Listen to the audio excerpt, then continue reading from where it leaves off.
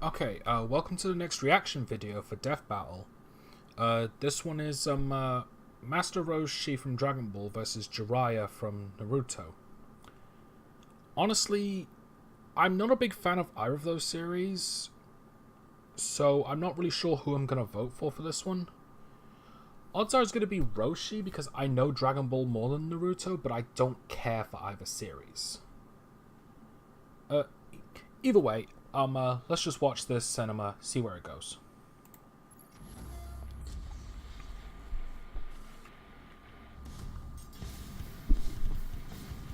The finest warriors are never developed on their own. While some are simply molded by their enemies, the best usually seek the wisdom of a master. Who, for some reason, is a weird old pervert, like Roshi, turtle hermit and teacher to Dragon Ball's greatest hero. And Jiraiya, the Toad Sage and instructor to the most famous ninja of all. He's Wiz and I'm Boomstick. And it's our job to analyze their weapons, armor, and skills to find out who would win a death battle. Goku is, without a doubt, one of the greatest martial arts champions of all time. Well, yeah, he's good enough to rival gods, become a Super Saiyan, and even master Ultra Instinct. But he never would have achieved any of it without the guidance of Master Roshi. A martial artist who's so powerful, there's only one thing in the world that can stop him. Well, two things, really, if you get what I mean. I know your game, old man, and I don't want to play. Anyway, when he was a hip youngin', Roshi studied under the legendary Master 354. Potato. Mutaito. And a kitty cat. These masters of ass whooping taught Roshi how to weaponize his own life energy, or ki. Similar to many real-life Chinese martial arts, ki is a vital energy all living beings possess. The stronger and more focused you are, the greater your ki becomes. Roshi can use his ki to increase his power, pushing past his physical limits with a bunch of awesome techniques. He can fire explosive shots, go buff mode, stun foes with Thunder Shock Surprise, and even seal dangerous enemies away with the evil containment wave. It wasn't long until Roshi refined these techniques and created his own martial arts style, Turtle School. Creepy old man turtle school, creepy old man turtle school. Roshi and a half shell, he's a turtle, man. No, it's not about beating people up as slow as you can like I first thought. Turtle School, or Kame style, includes everything from tricky pressure point combat to a phony drunken style, which, if you ask me, is just a missed opportunity to get wasted. By delivering milk up a mountain, plowing a field with bare hands, working construction with simple tools, and being chased by both sharks and bees, all while wearing a 50-pound shell, Roshi's martial art focuses on breaking the wall of humanity in every way.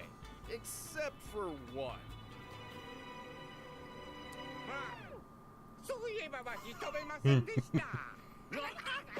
Despite most of his students learning it at some point, flight is actually a technique developed by his rivals, the Crane School. Apparently, Roshi's just been a bit too stubborn to properly learn the skill, even after centuries of experience. Figures. How long has he been doing this? Well, it's a little vague, but thanks to either a pet phoenix he accidentally killed, or the mysterious paradise herb, he's just shy of 360 years old. Damn! I thought it was the I'm just Fountain of impressed Youth. He can still get it up for the girls after all that time. Boomstick, that's... Well, I mean, Oh. yes, I guess medically speaking it is quite impressive. Where can I get me some of this paradise grass? I want to be chasing tail for centuries. Good luck with that. But with all of those years spent honing his talents, Roshi dedicated 50 of them to developing one revolutionary technique. Kame!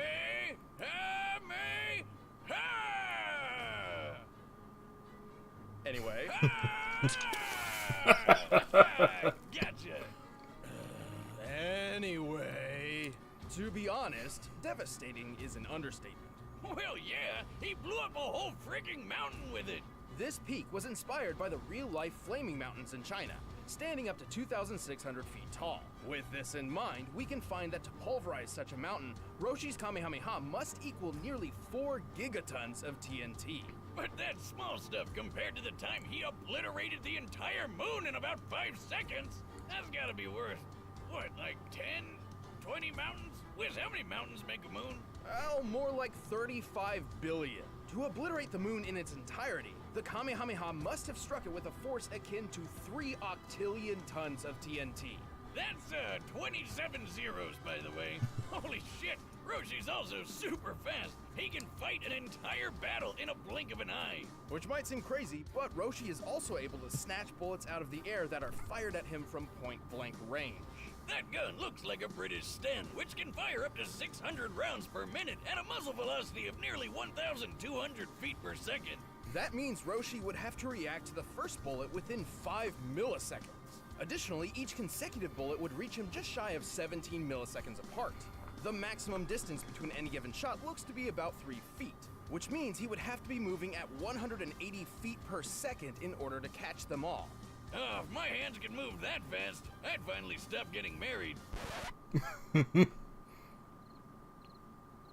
This speed is far from his limit, but Roshi's true talent is ensuring his students grow further and further than himself every day. Sadly, Roshi's frailty of age means his body can't always express just how powerful he really is. And using too much ki energy can cause all sorts of problems, like when his master Pistachio died using the Evo containment wave. But while Roshi's pupils may surpass him, he remains one of the smartest fighters on Earth.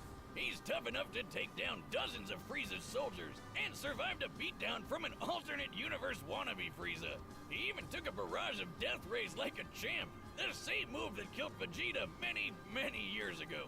And in the Dragon Ball Super manga, Roshi is shown to be so collected in battle, his movements sort of emulate those of Ultra Instinct. Yeah, that's not technically canon, but it does go to show how far Roshi's training can take him.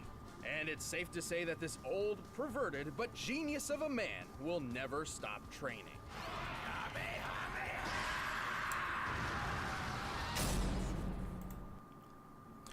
Definitely a lot more powerful than I remember. Then again, I stopped watching the show after, I suppose, GT, I suppose. Anyway, on to the next one. Among the ninja of the Hidden Leaf Village, few are quite as impressive as Naruto Uzumaki. Yeah, I know that's crazy, cause, you know, but not just anyone can fight aliens on the moon and become president of Hidden Valley Ranch. Naruto would become the Hidden Leaf's greatest champion and 7th Hokage, but this would never have been possible without his training under the dynamic Toad Sage and legendary Sani, Jiraiya the Gallant. Gallant, huh? Hey, Wiz, why do the most badass old dudes always turn out to be weird pervs? Well, don't let his crude demeanor fool you. Oh, don't worry about me, Wiz. This ain't my first trip to Secret Leaf Ninja Town. Nothing surprises me anymore.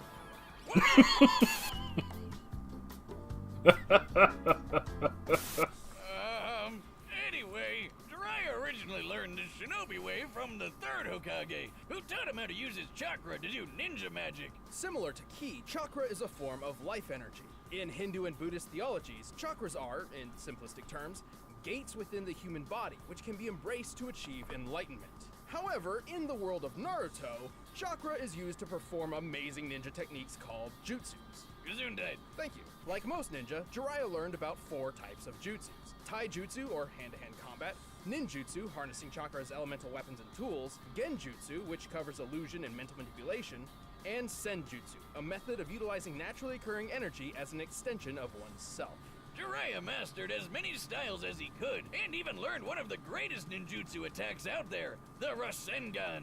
With this, he gathers his chakra into a spinning orb of death modeled off the ultra-destructive tailed beast bomb. And that thing can wipe out a whole village all at once. And on the weird side, he can sharpen his twisted sister mane into a shield like a porcupine and fire the hairs out like a needle gun. Possessing a keen and mischievous mind, Jiraiya spent plenty of time developing brand new techniques, such as the invisibility jutsu, which you'd think would be perfect for stealth or assassination missions, but he actually developed it specifically for, research? Where else is a self-respecting writer supposed to get his, inspiration from? Clearly, Jiraiya sometimes took his tinkering a bit too far. On one such occasion, he accidentally teleported himself to a mystical land full of giant talking toads. Is you sure jutsu isn't just like another name for crack? After befriending the toads, Jiraiya trained under the sage Fukasaku, where he learned a bunch of fire release techniques, like the toad oil bullet and flame bullet attacks. Now that's one impressive loogie.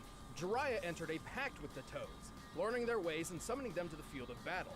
as his own talents relied on trickery over brute force, such as hiding in shadows and manipulating his opponent's movements. The powerful toads were perfect allies. He can trap his foe inside a toad's throat, transform them into toads for interrogation, or even call a gigantic amphibian warrior to his side. Like the biggest grump you've ever seen. Gamabunta! I am the wise and powerful Lord Gamabunta, the Chief Toad, and you're an idiot! Now shut up! Ha Bunta, you crotchety old toad. And through Fukasaku's teachings, Jiraiya perfected the art of Senjutsu. Through their combined efforts, he entered a new mighty form called Sage Mode. Well, it takes a long time to get into. Sage Mode Jiraiya can do all sorts of things he couldn't before. Like the unpredictable martial art Frog Kata, and a deadly genjutsu, the demonic illusion Toad Confrontation Chant. Which sounds weird, so why don't we just call it your jutsu? Cause if you get caught, your soul is trapped by these big guys who desperately want a high five, leaving your physical body totally open to a swift kill.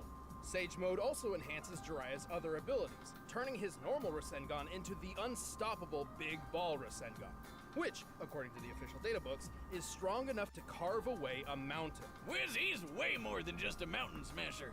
Jiraiya is quick enough to fight some of the fastest ninja around, like Kakashi and Itachi, some of which are fast enough to intercept lightning. The leader of a lightning bolt moves around 220,000 miles per hour, putting ninja like Jiraiya around speeds of Mach 280. Now I get why ninja are so awesome. Who needs guns when you're more than 100 times faster than bullets? While Jiraiya isn't exactly the strongest or fastest ninja around, he's certainly one of the most clever. Over time, he rose to become a legendary ninja and hero of his people, hailed by the honorable title of Sani. And he's a gutsy one, like when he used his tricks to take out 3 of the 6 members of the emo rock band, Pain, before they tore his arm off, crushed his throat, and impaled him 5 times. But even while suffering excruciating agony, Jiraiya proved strong enough to power through and send a vital message to his most promising pupil, paving the way for the next generation of heroes before being swept off his feet one last time. You know, I guess he was a pretty gallant guy after all. As you can see, you fail! Jiraiya the Toad Sage falls victim to no woman's charm. Rare beauties fall for me! When you reach the stature I have, the ladies worship at your awesomeness! Okay, I think Roshi's got this one because his feats seem to be greater than Jiraiya's. But I think Jiraiya might be able to win through more tactical advantages since he's more ninja-like. I don't know. Either way, let's go. Alright, the combatants are set. Let's end this debate once and for all. But first, if you're as hungry as I am for this fight, you may be interested in Blue Apron. I'm gonna skip the ad. Right now, There we it's go. time for a death battle! Here it goes.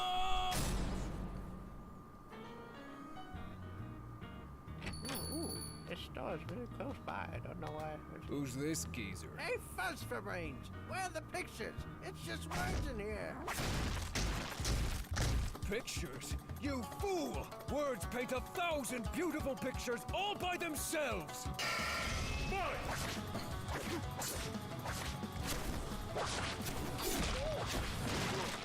Please, don't take it personally. Not like you wrote the damn thing. But I did!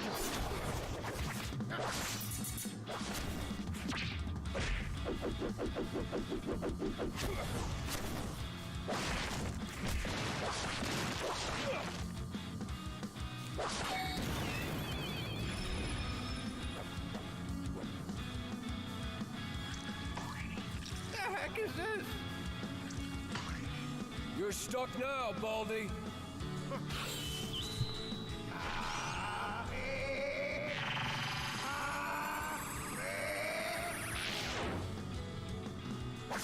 Woo!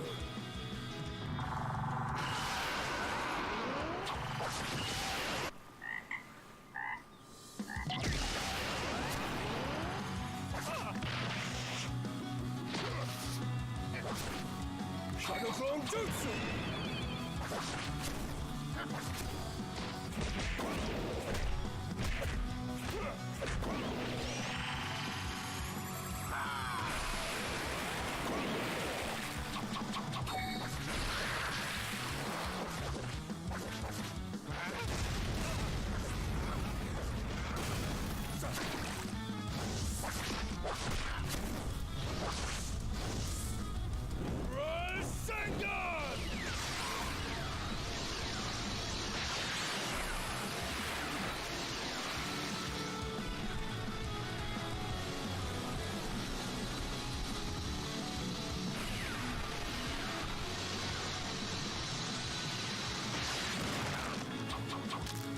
Summoning jutsu!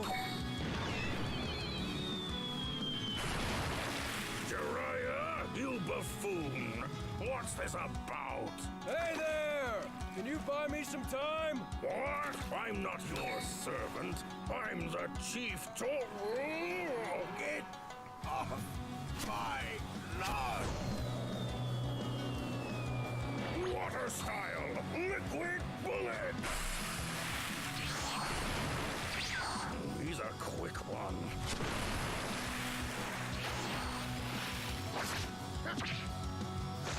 Evil containment wave! Screw you pervert!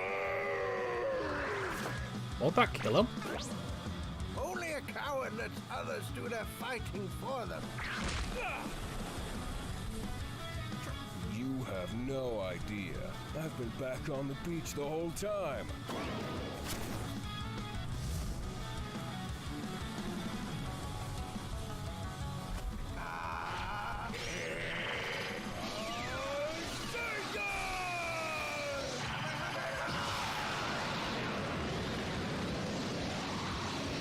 This might determine it.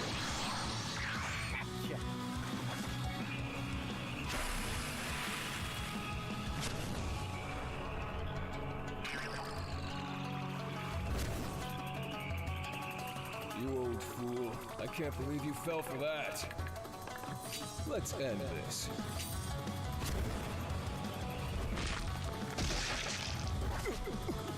What?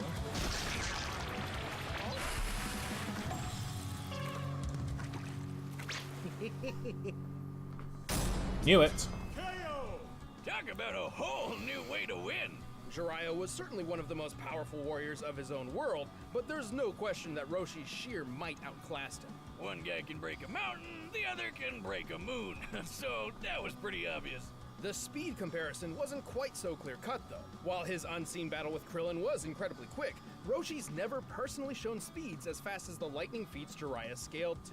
But he did hold his own in the Tournament of Power against Planet and Galaxy Busters. Also, in Goku's training right after Korin's, he actually had to dodge lightning. Roshi's own training didn't stop after chasing the kitty around, and neither did his kitty chasing.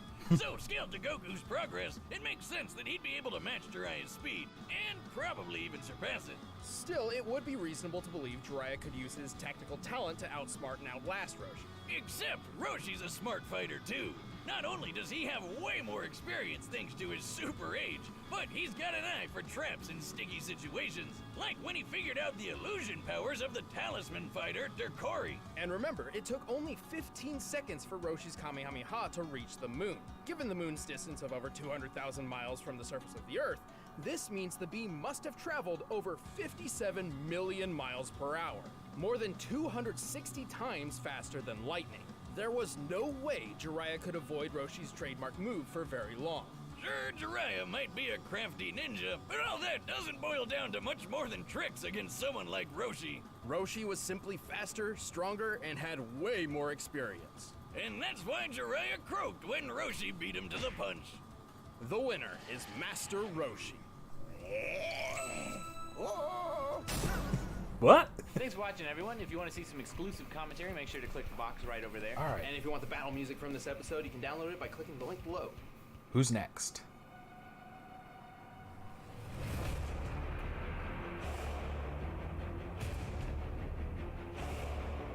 Oh.